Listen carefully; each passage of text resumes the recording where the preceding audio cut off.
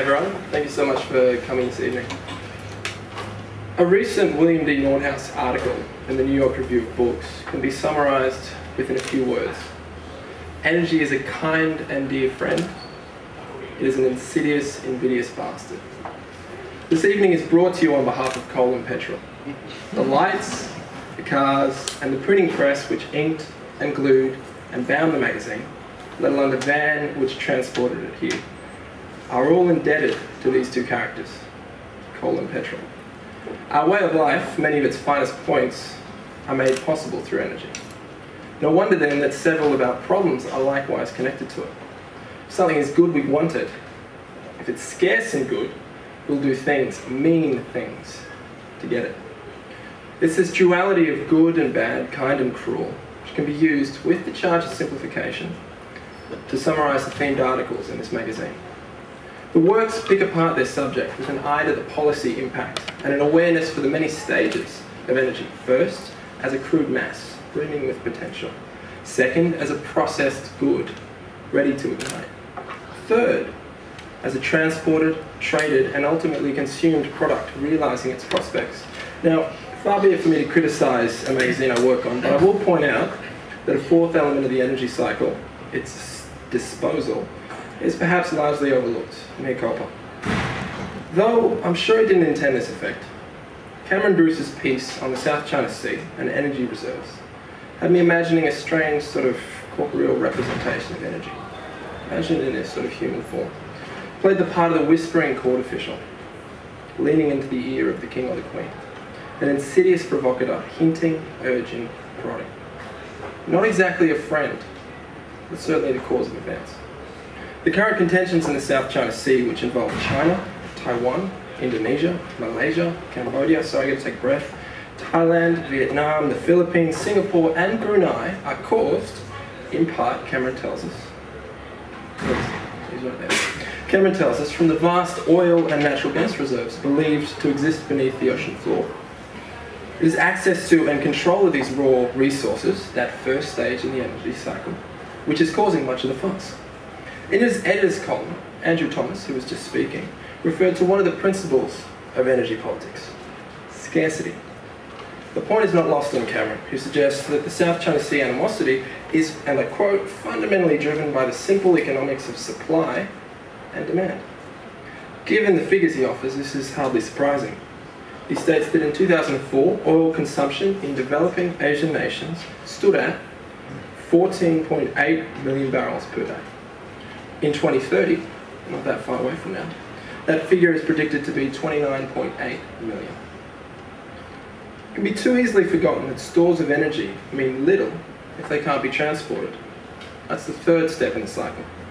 The beauty of coal, gas, uranium, and wood is that they are themselves neat little containers of energy. They store this potential within them. That's the problem with sources like geothermal, where the energy once produced can't be easily stored. This difficulty is amplified by the fact that energy dissipates at an alarming rate as it shoots across an electric wire. We need to store energy, raw and ready before we burn it, preferably close to where it's used. Sri Lanka and Russia, they know this. They exploit that fact. Jared Elsmore looks at Russia, suggesting that through its manipulation of the trade of its vast reserves of oil, gas, and uranium, it can at least get close to some of its geopolitical desires. By way of an example, Elsmore refers to an incident in 2008 between Russia and the Czech Republic. Aggrieved by Czech support for a US anti-missile radar site in the region, Russia promptly halted its supply of oil to the country. What's its reason? At least it said technical difficulties. To be sure, Russia is heavily involved in all of the stages of energy, mining and processing, and the trade, and of course consumption. But it's through manipulation of that last one that we see the sword appear. Meanwhile, Oswin Pereira looks at Sri Lanka, showing that even if lacking the reserves or the processing facilities, simply being in the right place of the sea can help.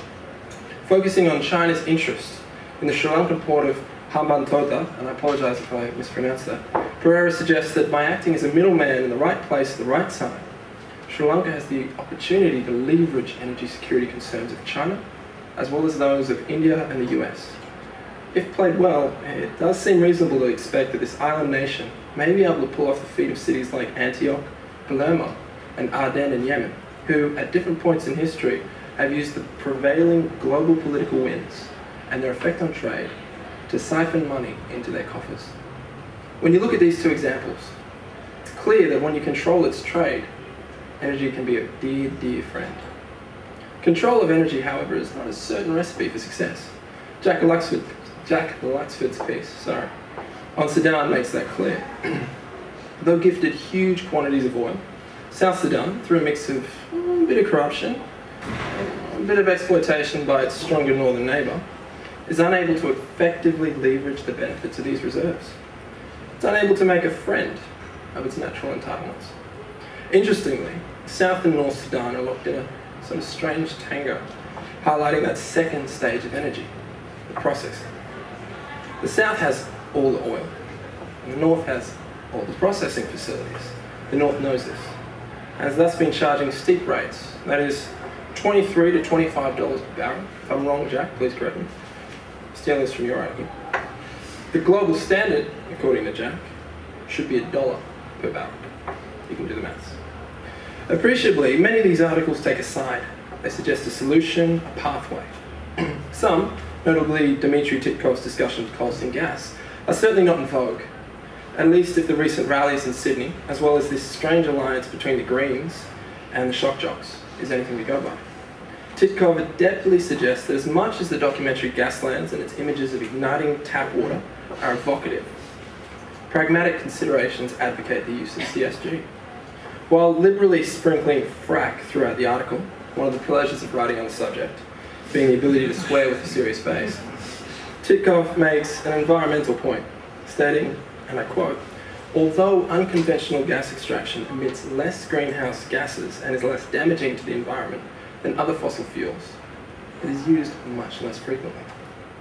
Like Dmitry, Cameron is not content to just analyse. He prescribes as well. He suggests that since energy scarcity is the partial cause of the South China Sea contest, it's also the pathway to the partial solution. Why not shift to a less scarce or even near infinite source, he asks. Of course, and I know him, he hates to generalise, he hates to simplify. He quickly tempers his point. It won't be easy, he says. It'll take time. It'll certainly not provide a complete solution in the short or medium term. Nonetheless, it is pleasing to see someone offer a green solution, however qualified, for a bloody problem.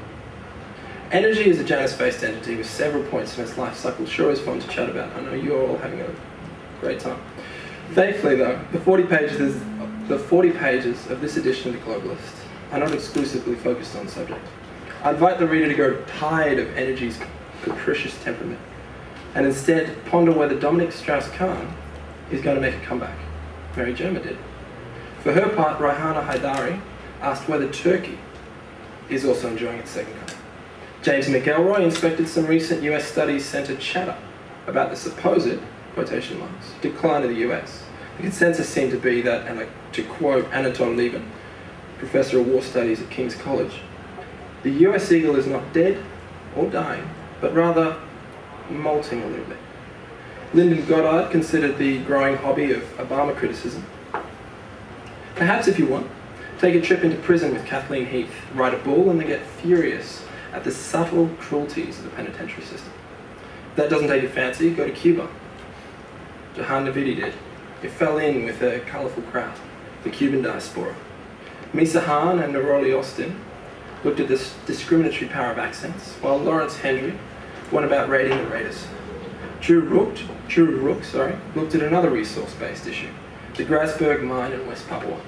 The politics of mining, indigenous populations, and the military is an enthralling, if sad, read. The Commonwealth gets a look in thanks to Ben Brooks, while Amir Aziz and Dennis Mack mull over the political turbulence in the Arab world and Madagascar, respectively. Madeline King, a regular contributor, looks at Singapore's politics of telecommunication, while Felix Donovan asks whether China is developing its own Monroe Doctrine. Finally, and this tends to be the one that everyone goes to, there are pictures. Nice ones. Look for Will Ricard's picture essay of Iran. My personal favourite, those of the Imam Mosque in Isfahan. Thank you very much.